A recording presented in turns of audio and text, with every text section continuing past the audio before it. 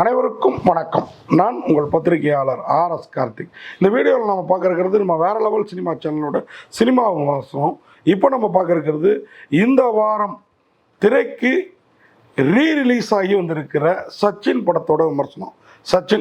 சத்யம் தேட்டரில் நமக்காக press premier show போட்டு காமிச்சாங்க.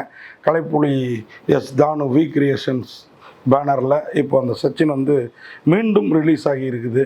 உண்மையாக விஜயை பார்க்குறப்ப எனக்கு தோணுச்சு, அவ்வளோ யூத்தாக அதாவது அப்படி இருந்தவர் எப்படி ஆனார் அப்படிங்கிற லெவலில் மாறி அவ்வளோ அழகாக இருந்தவர்.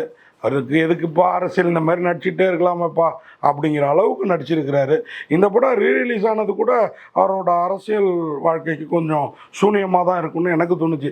ஏன்னா படத்தில் வர்ற டயலாக்லாம் பார்த்தீங்கன்னா ஐயோ டபுள் மீனிங். பிபாசா பாஸோட ஒரு பைக் சீனு அதில் பேசிட்டே போவார், ரோடு குண்டும் குழியுமாக இருக்குது, எவ்வளோ வசதியாக இருக்குது பார்த்தியா அப்படின்னா, என்ன ஹீட் ஆகிட்டிங்களா அப்படின்னு கேட்போம். என்ன ஹீட் ஆகிடுச்சா அப்படின்னு கேட்பா. இல்லை போன வாரம் தான் ஓவர் ஆயில் பண்ணேன் அப்படிம்பாரு.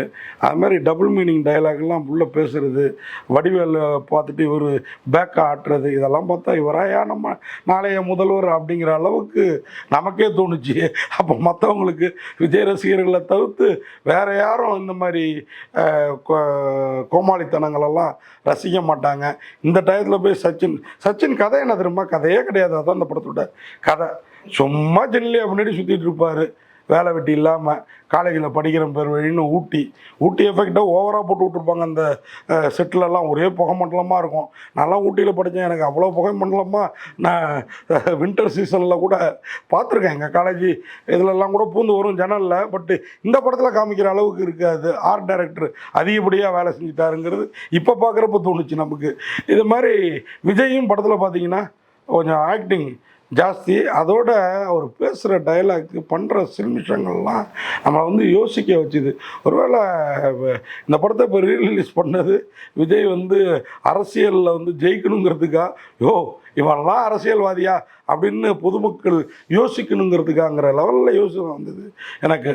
தானு சார் அப்படி பண்ணியிருக்க மாட்டார், இருந்தாலும் தோணுச்சு நமக்கு. இந்த படத்தை ஜான் மகேந்திரா அவர் தான் இயக்கியிருக்கிறாரு. அவர் இயக்குன ஒரே படம் மகேந்திரன் சாரோட சன் ஜான். உண்மையாக சச்சின் இது அந்த டயத்தில் ஷாலினி அப்போ தான் அஜித்தை கல்யாணம் பண்ணிட்டாங்க. அந்த டயத்தில் வந்த படம் இது. விஜய் ஏதோ உள்குத்து வச்சு தான் ஹீரோயினுக்கு ஷாலினின்னு பேர் வச்சுருக்காங்களோ விஜய் படத்துலன்னு கூட நேற்று பார்த்தப்பையும் தோணுச்சு. நிறைய நண்பர்களுக்கு, பத்திரிகையாளர் நண்பர்களுக்கு அப்படி தோணுச்சு. ஏன்னா படத்தில் வர டைலாக்லாம் அப்படி தான் இருக்கும். ஷாலினின்ட்டு ரொம்ப பொங்குவார், பொறுமுவார், பண்ணுவார். அப்புறம் ஃப்ளைட்டில் கிளம்பி போகிறப்ப அந்த அம்மா காதலை சொன்னாங்களா இல்லையா? சொன்னாங்க. உங்களுக்கு தான் ஏற்கனவே பார்த்துருப்பீங்க, பல முறை டிவிலையும் பார்த்துருப்பீங்க. இந்த படத்தில் பார்த்தீங்கன்னா வடிவேலு தான் நம்மளை உட்கார வைக்கிறது. அதுமாதிரி சந்தானம் கூட அப்போ தான் அவர் ப்ராப்ளம் ஆகிட்டு இருந்தார். 1-2 சீன் தான் வர்றாரு, புது காரை எடுத்துக்கிட்டு நிற்கிறது, போகிறது, வரதெல்லாம். அதுமாதிரி இந்த படத்தில் விஜய் பேசுகிற டைலாக்லாம் பார்த்தீங்கன்னா ரொம்ப இதுவாக இருக்கும். இந்த படத்தை திருப்பி ஜெனிலியா கிட்ட போய் லவ்வாக சொல்லுவார். ஆனால் அந்த அம்மா ஏற்றுக்க மறக்கும். 30 நாளில் உன்னை ஐ லவ் யூ சொல்ல வைக்கிறேன்னு சவால் விடுவார். அது நான் 30 நாளுக்குள்ளார சொல்லக்கூடாதுன்னு இருக்கும். மறுநாள் காலையில் அவங்க அப்பா கோடீஸ்வரன் அப்பா ரகுவரன் இறங்கணுன்னா இவ்வளோ பெரிய அவர் பார்த்தீங்கன்னா அமெரிக்காவிலேருந்து வந்தார். ஒரு நிமிஷத்துக்கு 5 கோடி சம்பளம், ஒரு நிமிஷத்துக்கு 5 கோடி வருமானம், 10 கோடி வருமானம்னு அவரை புகழ்ந்து காலேஜ் பசங்கள்லாம் பேசிக்கிற மாதிரி சீன்ஸ்லாம் இப்போ பார்க்குறப்போ கொஞ்சம் திராபையாக தெரிஞ்சுது. ஆனால் விஜய் ரசிகர்களுக்கு இந்த படம் ஒரு கொண்டாட்டமாக இருக்கும். இன்றைக்கி அரசியலுக்கு விஜயை மக்கள் பார்க்குற பார்வைக்கு இது கொஞ்சம் பாதகமாக தான் இருக்கும் இந்த படம் அப்படின்னு தோணுச்சு. படத்தில் அத்தனை டைலாக்குகள் அப்படி தான் இருந்துச்சு. அது மாதிரி அப்படி போடு பாடலை அதில் வடிவேல் ஆடுறது, அதே டயத்தில் விஜய் நம்ம பிபாசா பாசு கூட வாடி வாடி வாடி கைப்படாத சீடின்ட்டு ஆடுறது. அப்போது விஜய் பார்த்தீங்கன்னா அந்த ஜெனிலியா வசீகரா பாட்டுக்கு ரூமில் ஆடுறது, அதையே காலேஜ் ஃபங்க்ஷனுக்கு வைக்கிறதுக்கு இவர் ரெடி பண்ணுறது, அதை பார்த்துட்டு எப்போ பார்த்தாலும் முந்திரி கொட்டை மாதிரி விஜய் மேலே கோவப்படுவாங்க அந்த அம்மா. அப்படியே குஷி படத்தோட ஒரு சின்ன பாயிண்ட் எடுத்து இதில் கதை பண்ணியிருப்பார் ஜான் மகேந்திரா. பார்த்தீங்கன்னா அதில் ஜோதிகா விஜயை தப்பாக புரிஞ்சுப்பாங்க, இடுப்பை பார்த்தாருன்னு சொல்லி. இந்த படத்துலேயும் அந்த டைலாக் வரும், ஐயோ இடுப்பு மட்டும் வேணாம் அப்படின்னு பார்த்துருவார் ஜெனிலியா கிட்ட.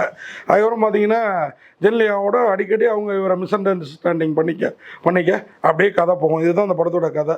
அது மாதிரி படத்தில் வந்து ஜெனிலியா ஹீரோயினா, ஜோதிலட்சுமி ஜெயமாலினி ஹீரோயினாங்கிற ஒரு கன்ஃபியூஷன் வந்துடுது. ஒரு டைலாக் பேசுகிறாருன்னா ஒரு 10-15 ட்ரிப்பு அவங்க என்ன ஜோதி லட்சுமி ஜெயமாலினியா போட்டா போய் வேலையை படுறாங்கிற லெவலில் அடிக்கடி அந்த டைலாக் வந்துக்கிட்டே இருக்குது. இதெல்லாம் அப்போ ரசிக்கிற மாதிரி இருந்தது. இன்றைக்கி வந்து அதை எப்படி எடுத்துப்பாங்க அப்படிங்கிறது பார்த்திங்கன்னா, விஜய் வந்து ஜோதிலட்சுமி ஜெயமாலினி மேலேயும் கிரேஸில் இருந்திருக்கிறாரு. அதுமாதிரி ஷகிலா படத்தை பார்த்துட்டு ஜெனிலியாவோட அப்பா ரசிக்கிற மாதிரிலாம் சீன்ஸ் என்னென்னமோ பண்ணி வச்சுருக்காங்கங்க. ஆனால் படத்தோட பாட்டுக்காகவும் வடிவேலோட காமெடிக்காகவும் சச்சினை மீண்டும் ஒரு முறை பார்க்கலாம். நான் கூட இன்ட்ரோல் வரைக்கும் பார்த்துட்டு எழுச்சிட்டு வரலான்னு தான் போனேன். ஆனால் முழு படமும் நைட்டு படம் முடிகிறதுக்கு 10:30 மணிக்கு கிட்டத்தட்ட ஆகிப்போச்சு. ஆனாலும் சத்யம் தேட்டரில் உட்காந்து இந்த படத்தை பார்க்குறப்போ சச்சின் சிறப்பாக இருந்தது. இப்படிப்பட்ட ஒரு நடிகரை தமிழ் சினிமா இழந்தில்ல. 2026 எலெக்ஷனுக்கு அப்புறம் எங்கே போயிட போகிறாரு, திருப்பி வந்துடுவார் அப்படின்றதையும் நமக்கு தோண வச்சுது. ஏன்னா இந்த படம் ஒன்று போதும். இந்த படத்தை பொதுமக்கள் பார்த்தா விஜய்க்கு நடுநிலையாளர்கள் சைட்லேருந்து விழ வேண்டிய ஓட்டு நிச்சயமாக மிஸ் ஆகும்.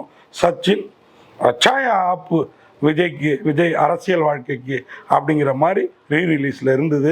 இந்த படத்துக்கு வந்து மற்றபடி மியூசிக் நம்ம டிஎஸ்பி போட்டு அதிர அடிச்சிருக்கிறாரு. அவரோட பாடல்கள்லாம் அதில் அன்னைக்கு நல்லாவே இருக்குது. சொன்ன மாதிரி இந்த வாடி வாடி பாட்டாகட்டும், அதுக்கப்புறம் இன்னொரு பாடல்லாம் வந்து வேறு லெவலில் இருக்கும். குண்டு மாங்கா தோப்புக்குள்ள நண்டு போல வந்து என்ற அந்த பாட்டு, இதெல்லாம் வந்து வேறு லெவலில் இருக்குது. படத்தில் ரகுவரன், பாய்ஸ் ராஜன், இன்னும் பல பேர், நம்ம தலைவாசல் விஜயும் படத்தில் இருப்பார். அவரு குழந்தைக்கு ஒரு உருக்கமான சீன். அந்த ஒன்று தான் விஜயோட அரசியலுக்கு இந்த படத்தில் ஹெல்ப் பண்ணுற ஒரு சீன். ஒரு குழந்தை வந்து விஜய் கண்ணெதிரையே உயிரை விடும். அதுக்கு போய் ஒரு ஹாஸ்பிட்டலில் செய்கிற சேவைகள். விஜயை வந்து ஜெனிலியா பார்க்குறப்பெல்லாம் விஜய் நல்லவராக தெரிவார். ஜெனிலியா வந்து விஜய் பார்க்குறப்பெல்லாம் அந்த அம்மா வந்து ஏதோ ஒரு தப்பர்த்தம் பண்ணிக்கும். அது பிரமாதமாக காட்சிப்படுத்தப்பட்டிருந்தது. அதெல்லாம் அன்னைக்கு பார்க்குறப்போ ஓகே, இன்றைக்கி கொஞ்சம் படத்தில் தெரியுது. அதுமாதிரி விஜய் இதில் பேசுகிற ஒரு டைலாக், கடைசி மூச்சு வரை சிரிக்க வச்சதுக்கு நன்றின்னு தலைவாசல் விஜய் பேசுகிற டைரக்டர் ஆகட்டும். அடுத்த நிமிஷம் நிச்சயம் இல்லாத வாழ்க்கை, இருக்கிற வரை சுற்றி இருக்கிறவங்கள சந்தோஷமாக வச்சுக்கணும் அப்படின்ற அந்த விஜயோட டைலாக்கு. அதுமாதிரி இன்னமும் நடிச்சுக்கிட்டு தான் இருக்கிறேன் அப்படின்னு அவர் சொல்கிறது அவருடைய அரசியலுக்கு பாதகமாக இருக்குது. அதே மாதிரி ஒரு சீன்லாம் ஆட்டோக்காரனுக்கு விஜய் வழி சொல்லுவார் பாருங்கள். அந்த சீன்லாம் நினச்சி வடிவேல் காமெடியோட பெருசாக சிரிக்க முடிஞ்சுது. மொத்தத்தில் சச்சின் இப்போ ரிலீஸ் ஆகிருக்குது. விஜயோட அரசியல் வாழ்க்கைக்கு அச்சாம் ஆப்பு அப்படிங்கிற லெவலில் இருக்குது. அதை வந்து விஜய் ரசிகர்கள் கொண்டாடலாம், மற்றவங்க கொஞ்சம் அவருக்கு ஓட்டு போடுற மூலில் இருந்தவங்க திண்டாடலாம் அப்படின்னு சொல்லி விடைபெறுறேன். நன்றி, வணக்கம்.